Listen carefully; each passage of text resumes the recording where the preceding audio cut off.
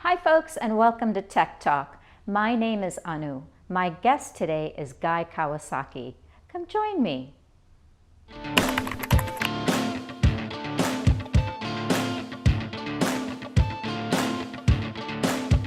Hello Guy, it's great to have you on the show, and thanks so much for being here today. Thank you for inviting me. Of course. You are a world-renowned marketing specialist.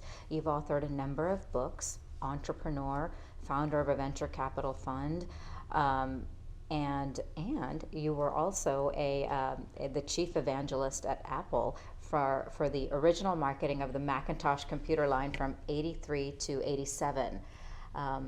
You were one of the people that popularized the term evangelist within Apple. Well, within Apple, yes, Yeah. but there was Jesus before me. Correct. But between Jesus and me, there was a guy named Mike Boych, and he was the Macintosh division's first software evangelist. I see. And today you are chief evangelist for a company called Canva. Yes. You know, the list of your achievements is so remarkable. But I'd like to start at your very beginnings. You were born and raised in Hawaii. Yes. What was your childhood like? My childhood, I came from a lower middle class family in a relatively poor and sketchy area in Honolulu. It's called Kalihi Valley. Went to a public school system, then a public school teacher told my parents to get me out of that system and get me into something more challenging. So I went to a private school called Iolani. Iolani, there are two sort of private school rivals in Hawaii, Iolani and Punahou. Punahou is where Barack Obama went to, and Iolani is where Guy Kawasaki went to. Barack Obama probably couldn't get into Iolani, that's why he went to Punahou, but that's a different story. So anyway, from then, and I to this day cannot explain it, somehow some quirk of the universe made me apply to Stanford, and an even bigger quirk enabled me to get in. It's possible that it was so long ago, and I am so old, that back then being Asian American was considered an oppressed minority.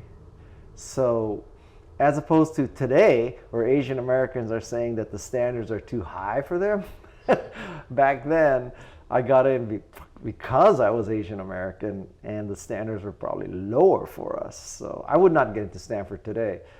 And then I went to Stanford. I met Mike Boych at Stanford, and eventually he hired me into the Macintosh division. I am living proof that nepotism can work, because the only reason why I got hired at Apple is Mike Boych.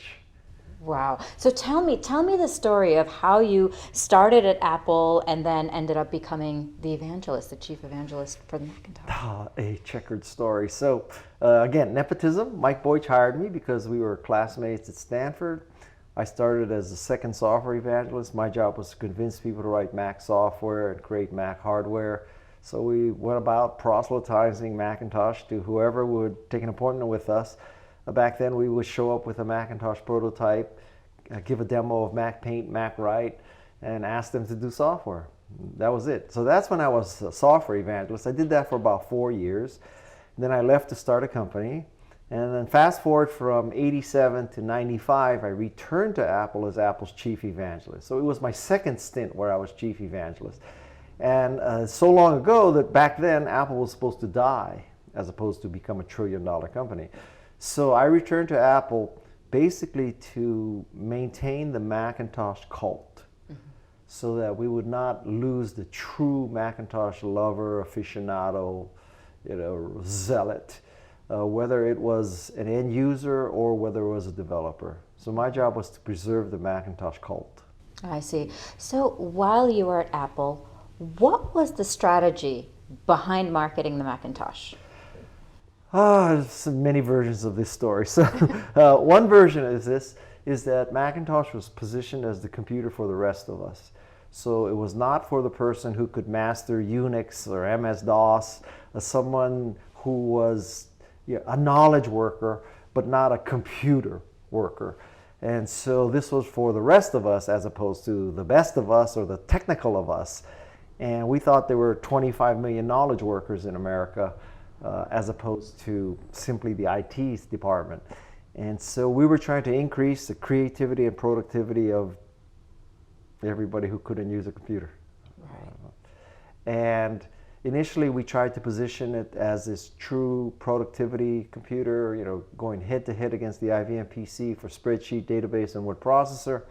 I would say we failed at that. That it was never really embraced for those three functions. And luckily there was a flower called Aldous PageMaker.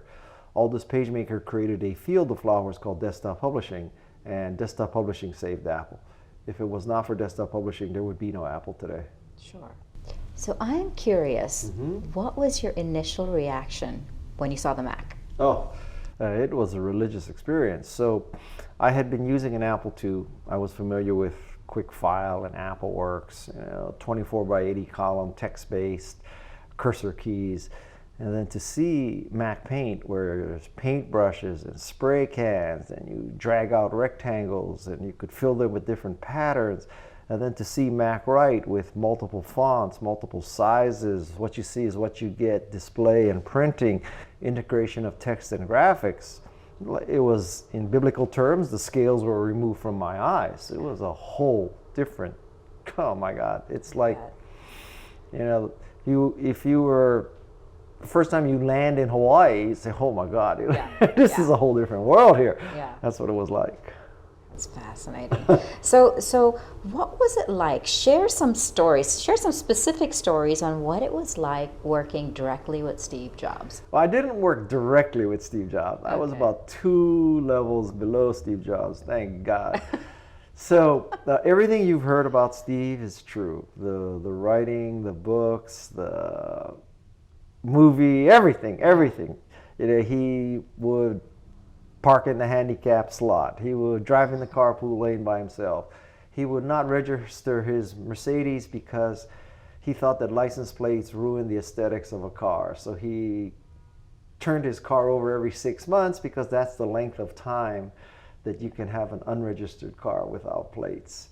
All those stories are true. And from the outside looking in, you say, wow, what a difficult person to work with, et cetera, et cetera. Believe me, that's true. Having said that, he was a certifiable visionary and genius, and I don't use the V word loosely. I think in the history of American business, there's probably been Steve Jobs, Elon Musk, I would put in the same category, maybe Walt Disney, maybe Edison. It's not every schmuck that says, oh, I have a new way for people to find dates. Okay, then who calls himself or herself a visionary? There's like a handful of people. He was that, and so he would not hesitate to call you out, to call you a bozo in front of all your colleagues. Contrary to every HR theory you've heard about, being kinder, gentler, finding mutual goals, focusing on the positive, he would just rip you in public, and he's living. Or not living, he is testimony to the fact that fear can work as a great motivator in HR. Contrary to every theory you've ever heard, I lived in great fear of being embarrassed by him, and that drove me to do great work. Were you ever embarrassed by him? Not in the public humiliation sense that I was deathly afraid of. But that may be because I was so afraid of that situation, I worked to prevent it. So I don't remember, maybe it's PTSD, I don't remember ever being the victim of that. Yeah. But that doesn't mean that it was because I was brilliant, but it also does mean that I was deathly afraid of that. And so I did everything I could to avoid it. Sure. Let's just say. I'm curious, what are your thoughts and your perspectives on having worked on the Steve Jobs transformation, right? Having worked with this guy in the 80s, who one day evolved into probably one of the greatest iconic business leaders of our time. Any thoughts around that? Well, I was just lucky to have worked for him. For all the difficulty and challenges and fears and whatever, I am where I am because of Steve Jobs and Apple. There's no question. I would not be where I am without them. And I consider it an honor and pleasure to have worked for him. Not every moment, but, there's there's not that many people can say that they work for Steve Jobs, and I hope that everybody has an opportunity to work for a Steve Jobs in their lifetime, or maybe even better, become a Steve Jobs, but at least work for one. Yeah. Now, Apple is probably the most captivating company of our time and possibly of all time. Possibly of all times, right? But that wasn't always the case. Apple hit its bunch of roadblocks and, had its messes, right? I hate to tell you, but whenever I was there, Apple did lousy, so maybe I was the cause of that. And then when I left, it did really well. So because of my love for Apple, I left it and ensured its success. But my question. That's the ultimate sacrifice. All right. Yeah. So what do you think turned the tide and made Apple into this massive, iconic brand? And hell, if I know, if I knew that, I would, turn it on at every company I've ever been affiliated with. A lot of it is right place, right time. A lot of it is just, Steve Jobs, there's two ways of interpreting what he did. He either knew what people would come to want, or he decided to make whatever the hell he wanted and make people want it too. Either interpretation is sufficient to explain Steve Jobs' success. And he was just a remarkable person. I think that the success of Apple is completely dependent upon the DNA that he and Woz put into that company, that they make great stuff. And when Apple makes great stuff, it does well, and it doesn't. And right now, but I've been saying this for years, we're always at this point where Apple has created entire categories, right? So they created the category of personal computers, graphical user interface computers, portable music device. Then we go from iPod to iPhone to iPad, right? They create a category of, single source of products, retail store. Yeah. I mean, everybody's saying, it's got to be CompUSA, it's got to be Best Buy. You can get a Lenovo, an HP, a Canon, a Nikon, a Sony, an Apple, Westinghouse, LG, Samsung, and then Apple says, you can only get Apple. And everybody in the retail business thought that there's no way that Apple retail store boggles the mind, right? So you're telling me that you're going to go to the Stanford Shopping Center, and there's Bloomingdale's, and there's Macy's, and there's Nordstrom, and then there's Apple. Why don't I go in there and buy a $3,000 computer? Like I got another half hour before I have to meet my kids. Why don't I go buy a $3,000 computer? And the thinking was no one would just go buy a computer or a monitor or a printer. What are you going to buy a monitor and carry it around with you the rest of the day? And people want choices. They want to see the Samsung and the LG and the whatever Vizio monitor. They don't just want an Apple monitor. Obviously, they were completely and utterly wrong. Yeah. And that's the beauty of Apple. Yeah, absolutely. When you worked at Apple, there was a certain work culture. You guys worked around the clock. What would you talk a little bit about the culture, about how it really was internally, and compare it to what you believe the work culture is in some of the companies today? Yeah. Well, the work culture, from someone who was inside the vortex, was at one time, on the one hand, it was frightening because, at any moment, Steve Jobs might appear in your cubicle and say, you're a piece of crap. Why are you still at this company?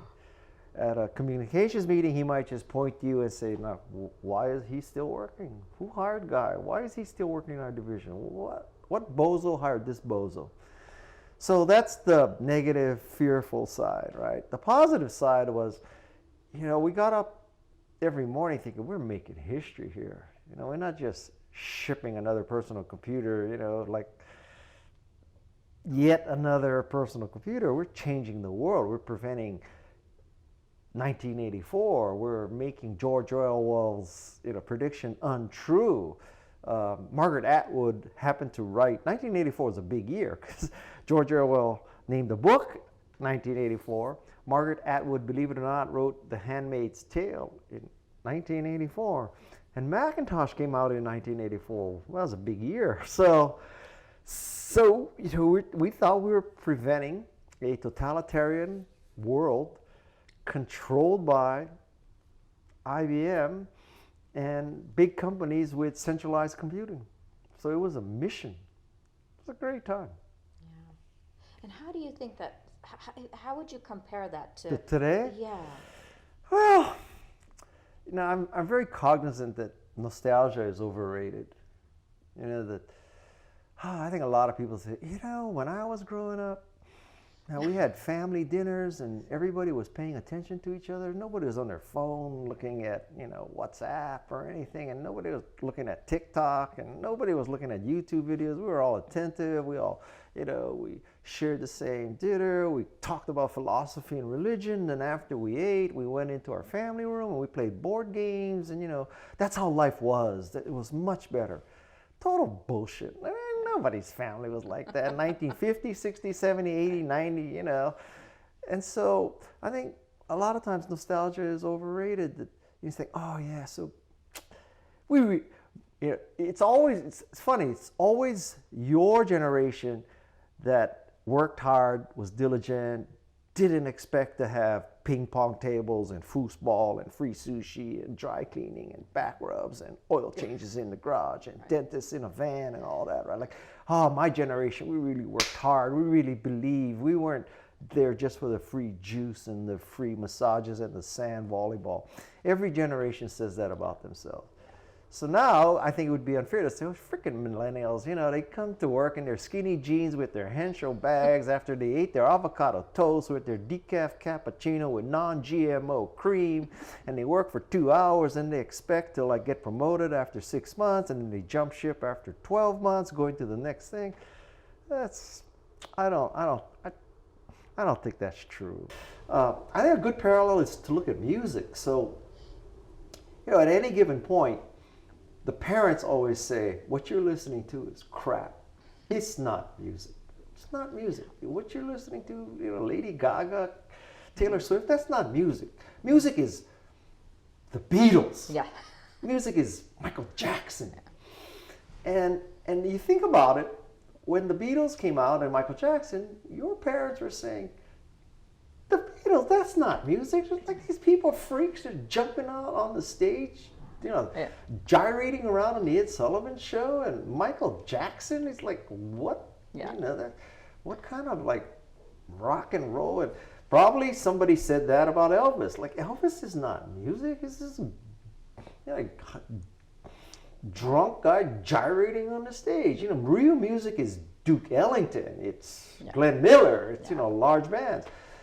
And so the way I look at it is, someday people will be saying, what you're listening to is not music. Real music is people with talent, like Justin Bieber, right? And it sounds funny now, but I'm telling you, there's going to be a day. Well, why can't we have real talent like Justin Bieber? Just like we said, why can't we have real talent like Michael Jackson or the Beatles? Right. That's how it is. That's how it is. That's how it is. What do you believe has been your greatest professional regret? How long we got for this show?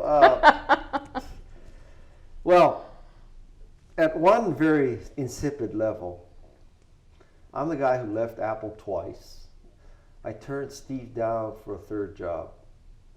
So that's probably, if you took those three things and added them up, if I had stayed once, stayed the second time, or accepted the job, it's probably $200 million swing there. So, $200 million here, $200 million there, it adds up to real money after a while. Another thing I did was that Michael Moritz asked me if I wanted to interview for the first CEO position of Yahoo. Now, Yahoo has gone through some interesting times, but this was the first CEO, not the last. And I figured that probably cost me $2 billion too. So, you take $2 billion, take $200 million, now we're at $2.2 billion. I mean, I would not be here right now in this interview were it not for any of these mistakes. You'd be in Hawaii somewhere. I would own someplace. Hawaii. Yeah. I would own an You'd island. own it, yeah. Larry Ellison and I would each have our own island right now. Yeah. But on the other hand, I'm still here. It depends on how you measure happiness, right? So I have wife 1.0 and 4 great kids. That's fantastic. Yeah. There are a lot of people who have it a lot tougher than me. I'm healthy. Whatever. Yeah. So after you left Apple, you went and founded a bunch of several software companies. Yeah. You were one of the founders in Garage Technology Ventures. Yes. Yeah. And then you authored at least a dozen books at a minimum, and then you became a public speaker. And today you are Chief Evangelist at a company called Canva. Yes. Tell me about Canva. So Canva is an online graphics design service based out of Sydney, Australia. And well, we're doing this interview in October of 2019. And I'll tell you, last month, September 2019, people made 110 million images on Canva. Wow. So we make more than 3 million images per day on Canva. So Canva has democratized design. It means that you don't need to buy or rent Photoshop, Creative Suite. You don't need to spend weeks and weeks learning how to create graphics. Anybody can create beautiful graphics on Canva. I like to tell people that in the time it takes you to boot Photoshop, you could finish a design in Canva. So we have empowered millions of people to create great graphics. So at the start of my career, I helped democratize computing. And at the end of my career, 30 years later, I'm helping democratize design. Mm-hmm. So those are the kind of the beginning and end chapters of my career. Sure. So you have a very large presence on social media. You've got millions of followers. And I've heard about you that you're actually an introvert who loves social media. That's what I heard. Oxymoron, yeah. And so how do you pick and choose your content that feeds into the big social media presence? We're going down another rat hole right now. So first of all, the concept that anybody has millions of users is suspect, because if you added up all my followers on various platforms, I don't know, maybe you get 5 or 6 million or whatever, right? But how many are active anymore? How many are not bots? I mean, there's like a lot of, by the time you really come down to it, it might be just, 20 people following me. I don't know, but it's not as easy as add them all up and that's how many people follow him. So I wish, and maybe there are influencers who can do this, Kylie Jenner, Kim Kardashian. I wish I could tell everybody, okay, I have a new book, go buy my new book. And say I have 5 million followers. I wish 10% would go buy the book, 500,000. It ain't that simple. Yeah. It just doesn't, when Kylie Jenner says buy my lipstick, maybe 100% of her followers buy her lipstick, not mine. So that's, I hate to burst your bubble, that's number one. Number two, I have to tell you a story. So in roughly, I think October or November of 2016, I went to Germany. And I was having dinner with 2 friends, 45 or so years old. And they said to me, guy, to this day, we ask our grandparents and we question our grandparents, how the hell did Germany let Hitler come to power? Just like, how did that happen? How did you it cannot be that all these Germans back then were all evil and they all wanted to, foster this war and genocide and all that. How did that guy come to lead Germany? And then they said to me, guy, you are in that same position today. So do you want your grandchildren to wonder, did Grandpa resist Trump? And so I thought about that a long time. And basically right after that, I came back and I was like all in for Hillary. I did whatever I could to support Hillary on social media. Obviously, she lost. So ever since then, I've been all in for resisting Trump. And I use all my social media, except Instagram. Instagram is just, me eating and me surfing, basically. But the other social media platforms, it's resistance. It is fostering resistance. And, my primary sources are probably the Washington Post, New York Times, CNN. It's just not let's say, some of the other media, okay? And so I think it's my moral obligation to resist, because I think that otherwise we're headed towards a theocracy or a fascist state. And people who are watching this, you should read The Handmaid's Tale or Testaments or watch the Hulu series, because Margaret Atwood used examples from history. She didn't make up this thing, right? So, in episode like 3, I think, of The Handmaid's Tale, there's a scene where somebody comes in to this office and says, okay, all the women are fired. Okay, women can no longer work. And all the women pack up their desks and pushed out of the office. Okay, so now I ask you, go look at some of the photos from the White House, when, look at the people running this country. Boy, I mean, it's not 50% women. A contrasting story is that in the mid-'80s, Steve Jobs, roughly 50% of his direct reports were women. Is that right? Oh, yeah. Yeah. The person who ran the factory was a woman. The finance person was a woman. Marketing person was a woman. Product management was a woman. The person who ran the PR account for Apple from Regis McKenna, Andy Cunningham, obviously, or not obviously, because Andy's could go either way. She was a woman. So one of the things that I think very few people emphasize about Steve Jobs, the vision, the passion, the difficulty, all that kind of stuff is always talked about.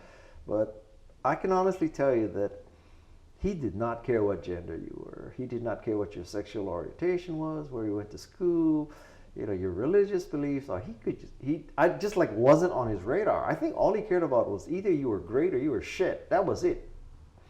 It didn't matter if you were white, tall, Ivy League, evangelical Christian, and you were shit, you were shit. It was that simple. And if you were short, black, lesbian, and from a community college, and you were great, you were great. It was that simple. Life was good. It was. So what was the softer side like? What did you? I don't know. I never saw it. Never saw anything. I assume it's there, but no, I didn't see it. Yeah. I was not in that inner circle that saw that. I'm not saying he doesn't have one. I'm just saying I can't address that issue. So. Yeah. So then I'm going to ask you another. So what in your perspective is probably the most important business skill that one can have? Wow. I mean, it depends on what kind of position. I mean, if you're an engineer, you got to code, right? I mean, it's not, if you're an engineer, it's not like, oh, you got to be fluent in PowerPoint. Yeah, one skill that applies sort of generally. What is an important business skill to have in, across the board? Well, let's assume a baseline of competence in the actual function, right? So if you're a programmer, you got to be able to program, right? And if you're, a tester, you got to test. And if you're a product manager, you've got to be able to manage a product. But I think that everybody has to be able to communicate. And it can be communication through email, it can be communication through text, it can be communication through Keynote, PowerPoint / Canva 16:9 presentations. It can be communication in an elevator in 30 seconds that you explain what the hell you do and who the hell you are. I cannot build a case where there's many positions where some ability to communicate is not important. That's a very convoluted way of saying, because I just used the double negative. You have to be able to communicate. Yes. You have, no matter what position. Now, I would assume that there are some extreme things where if you're just a brilliant programmer on the spectrum of every dysfunctional thing, you could still probably pull it off. Yeah. But I can't build a case. I don't want to use a double negative. Everybody should be able to communicate. Yeah. Yeah. Absolutely. What would be your top advice to entrepreneurs? My top advice, how many, what limit, how many? To entrepreneurs out there. No, I mean, how many can I give you? As many as you want. Fire away. Okay, so number one is to remember that an entrepreneur is fundamentally in the business of creating customers. Sounds like a duhism. Well, duh. What else are you going to do? Well, duh. I think many entrepreneurs think that, their whole reason for existence is to raise money. And that's all they want to focus on, is raising money. Because once you raise money, we got capital and everything else is easy. Man alive, you are so clueless. So raising money is the easy part. It's once you get the money that the hard part begins. So I think a lot of people, all they think about is business plans and pitches and winning contests and raising money. And that's the hard part. Once you do that, you have no idea what you're talking about if you believe that. So you have to create customers. Canva has to create customers out of nothing. Canva has to take people who could not create designs, would not create designs, had no idea they needed to create designs, and we must make them into customers who now believe they can and need to create graphics. What a concept, right? What a concept. So it's about creation of customers.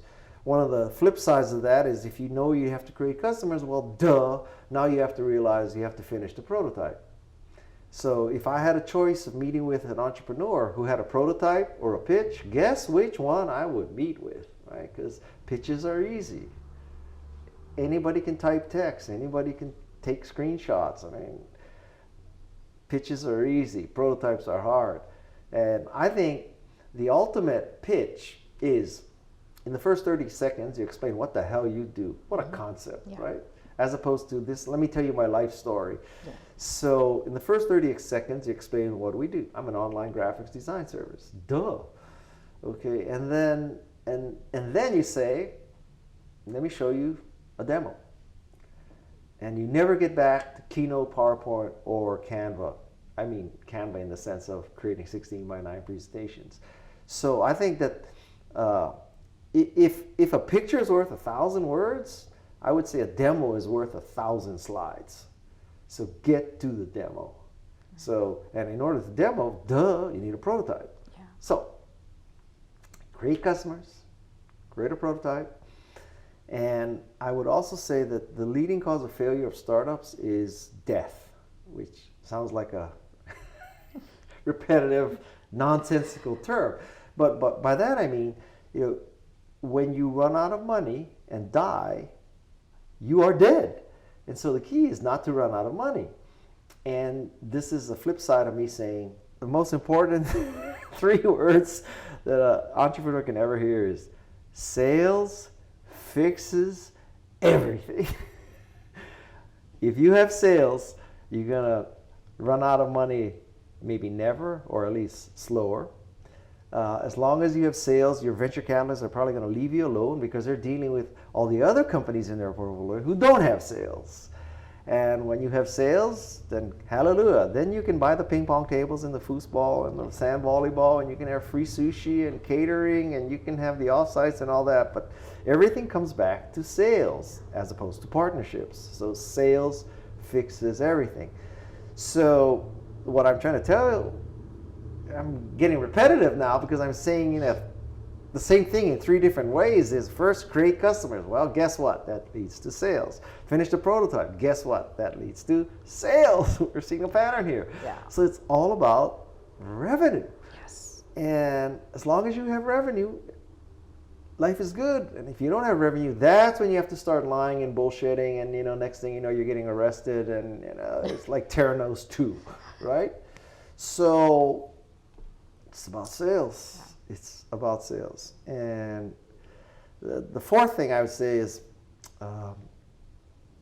and every entrepreneur ever hears this thing, oh yeah, guy's talking to the idiots and the clueless and the hoi polloi, he doesn't realize he's talking to me. So I think basically, whenever I hear an entrepreneur give a financial forecast, I add a year and I divide by 100. Mm-hmm.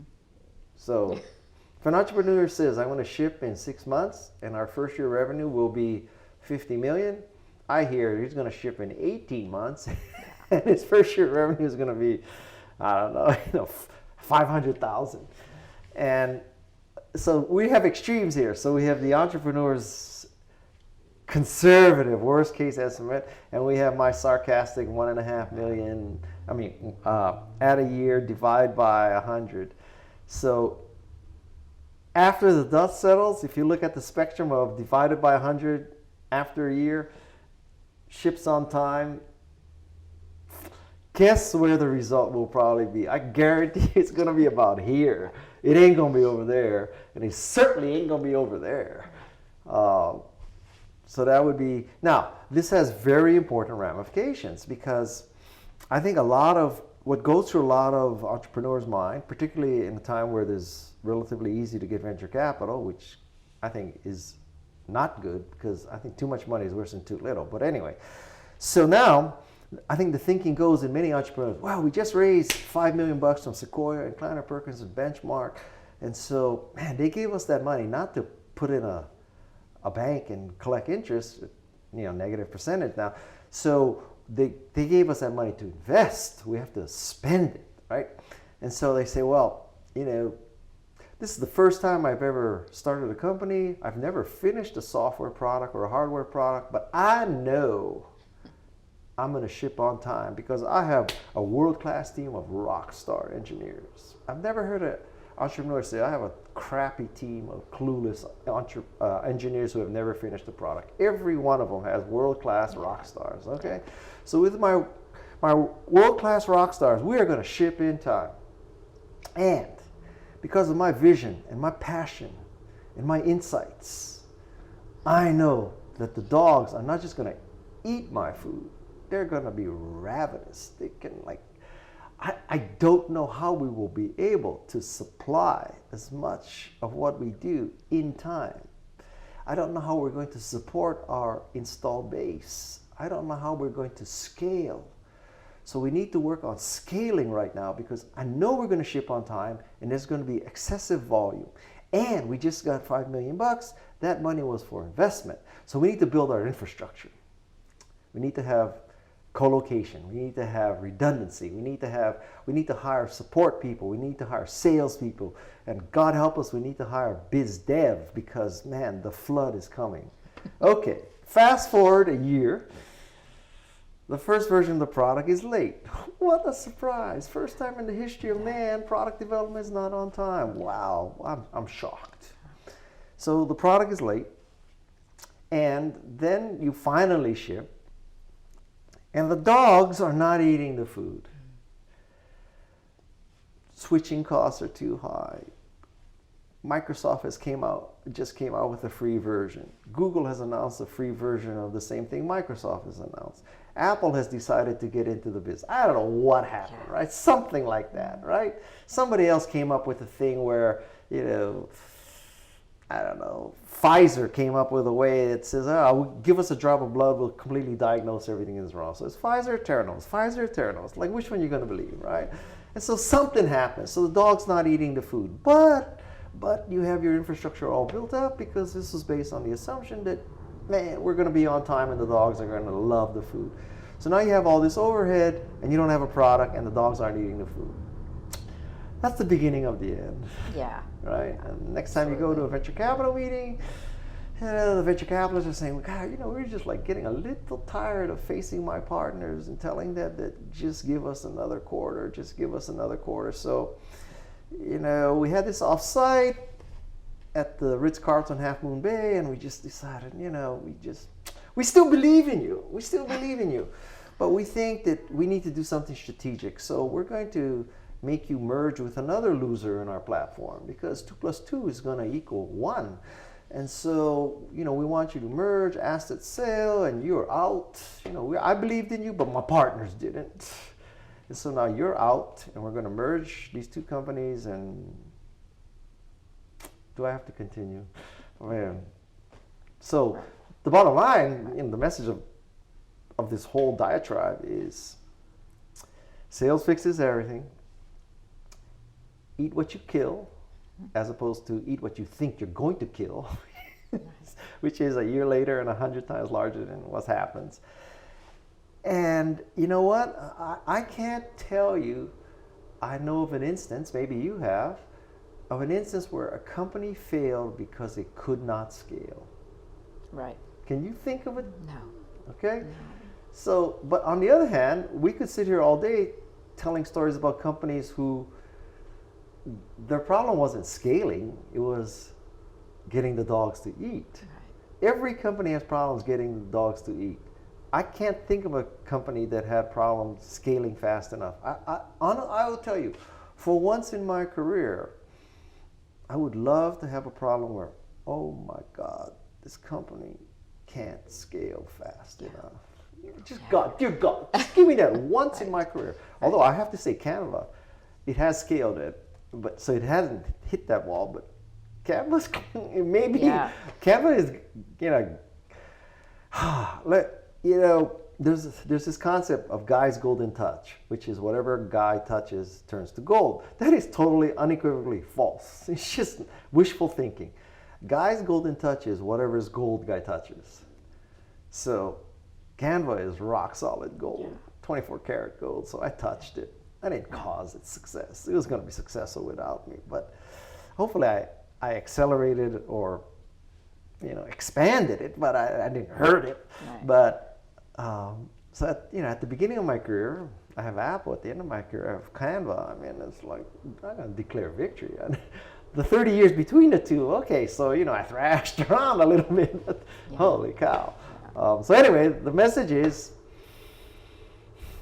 eat what you kill, and don't worry about scaling. Trust me, if you get to a position where demand so far exceeds supply, and you go to your venture capital and you say, oh my God, man, I have a problem. People are registering too fast. People are buying too fast. I can't keep it in stock, whatever.